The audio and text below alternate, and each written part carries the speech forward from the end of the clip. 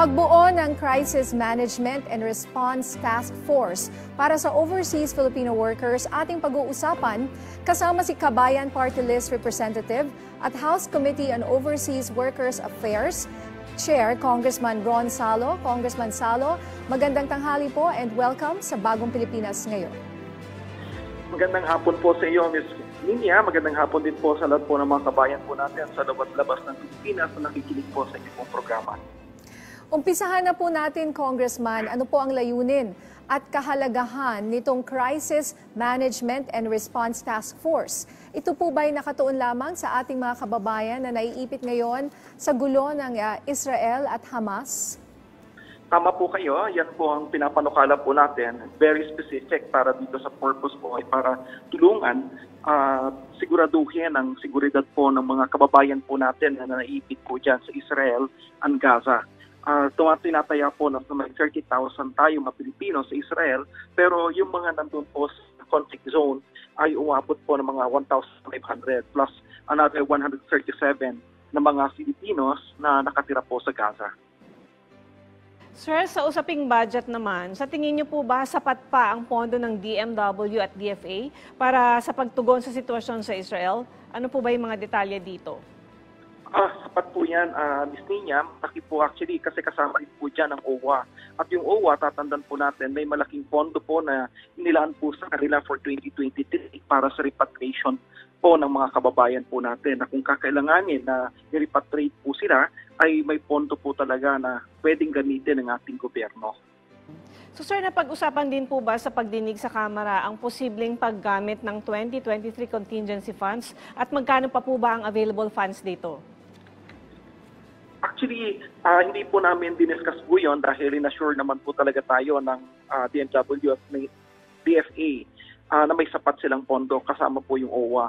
I suppose yung binanggit ko po sa inyo kanina, billion pa po ang pondo po na nakalaan po sa OWA for 2023 na pwede po nating gamitin, particular po doon sa mga membro po ng OWA mismo. But at the same time, these funds ay dahil galing sa national government, regardless kung membro po sila ng OWA o hindi, for as long as they are considered migrant workers, ay po pwede pong gamitin para sa kailang repatriation.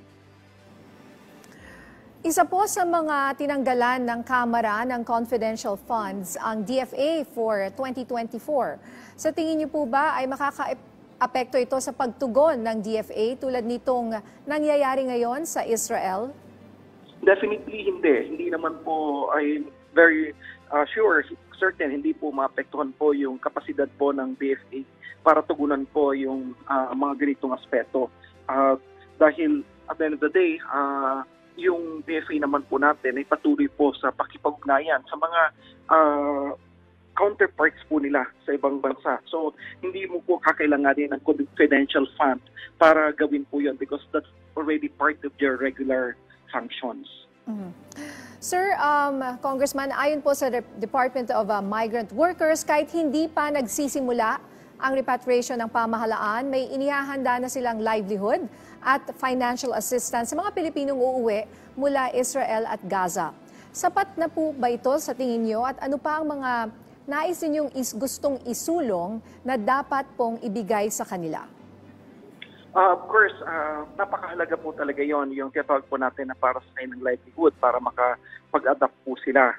Of course, hindi natin matatapatan yung kinikita po nila sa ngayon dahil alam naman po natin mataas din po yung sweldo ng mga kababayan po natin dyan sa Israel. But at least it will be, I suppose, seed money para mas makapag-umpisa po sila pagdating po dito. At the same time, pahalaga po dyan yung tinatawag po natin na capacity building. Kailangan maturuan po sila kasi kahit na may pondo naman po sila, kung hindi po sila marunong, wala silang other skills, kailangan po tinatawag po natin upskilling. Kailangan po silang mabigyan po ng sapat pa na kasanayan maliban doon sa alam na po nila. So, of course, nandiyan din po yung TESDA na tumutulong kasi may partnership naman po ang O1 DMW with TESDA. So, ito po yung mahalaga na component. It's really about teaching them doon sa tinatawag po natin na financial literacy para paano nila hawakan yung pera, but at the same time yung kanilang skills kung paano po, kung ano po yung papasukan po nila Maaring they become entrepreneurs, whatever that particular business na papasukan po nila, they should be capacitated and given appropriate skills for that particular na gagawin po nila, ipupursu po nila. Sir, paano naman po ang magiging buhay matapos ng repatriation? Kabilang din po ba sa tutugunan ng Crisis Management and Response Task Force ang pagsuporta sa mga repatriated OFWs? Kung bukod pa po ito sa suporta na ibibigay ng OWA? Ang isa sa matinitingnan po natin dito ay yung pagbibigay po sa kanila ng psychosocial support. Kasi alam naman po natin kung galing yan ng ganyan na conflict zone, maaaring magkaroon po sila ng trauma. So kailangan po silang alayan, particularly ng Department of Health po natin. And the same time ng DSWD, kaya kasama po sila doon sa pinupropose po natin na task force to become members of this particular task force to make sure na higit na malalayan. So yung kabuuan, yung whole component na suporta ay pwede natin ibigay po sa mga kababayan po natin na i-repatriate. Sir, meron po tayong tanong mula sa kasamahan sa media na si Mela Lesmoras ng PTV. Ang kanyang tanong, sa tingin niyo po ba napapanahon na magtakda ng particular order o batas ang gobyerno para malinaw ang listahan ng aid and services na ihahatid ng mga otoridad sa repatriated Filipinos? Tuwing may gulo, karaniwang eksena na kasi na ayaw umuwi ng iba dahil nangangamba sila sa kahihinatnan nila sa Pilipinas. So kung meron pong ganitong batas or law o particular mandate, sa tingin niyo po ba ay makakatulong po kaya yan? Maganda po yung binabanggit po ninyo at i-consider po natin ito. At the same time, syempre definitely tatandaan din po natin na before they left the Philippines, yun din po yung rason kung bakit po sila umalis because binabanggit po ng mga kababayan po natin because they opportunities here. But I suppose really about yung tinatawag po natin, kakabit po natin ito doon sa isang advokasya po ng Ipunding Code. It's really about developing the capacity for critical thinking and empowering our people. Kasi in the first place, kung at the end of the day, pagbalik po nila rito, bibigyan po natin sila to start anew. So ibig sabihin, yung amount na yon would be sufficient for them to be able to start anew. I suppose, nung bago po sila umalis ng Pilipinas, may pera na rin po sila na nung kalaki because kagaya niyan, pagpunta po sa Israel, mas malaki pa po yung gastos po nila. And yet, hindi po na-consider yon in the scheme of things. Kaya mahalaga na dapat bago mag-decide yung isang kababayan po natin to leave the Philippines and try their fortune abroad, dapat ma-consider pa po nila yung other factors. Kasi kagaya po niyan, kung ganun din naman pala yung pag-uumpisahan, might as well, dapat sana maganda na consider po nila before they even left the Philippines.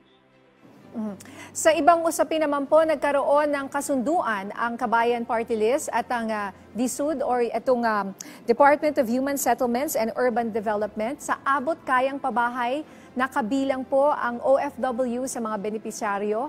Ano po ang detalye nito, Congressman?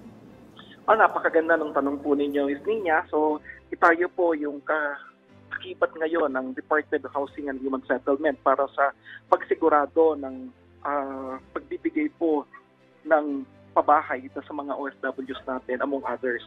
So, ibig sabihin po nito, tayo pong isa sa mga roles na gagampanan po ng Kabayan Party List is to identify possible beneficiaries.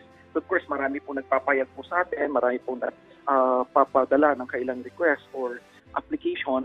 Tayo po yung tutulong sa kanila para masigurado na magkaroon nga po talaga sila ng access dito sa programa ng ating pamahalaan. Last question na lang po, sir. Ano po ang mga isinusulong yung programa at legislative measures para sa ating mga kababayang OFWs?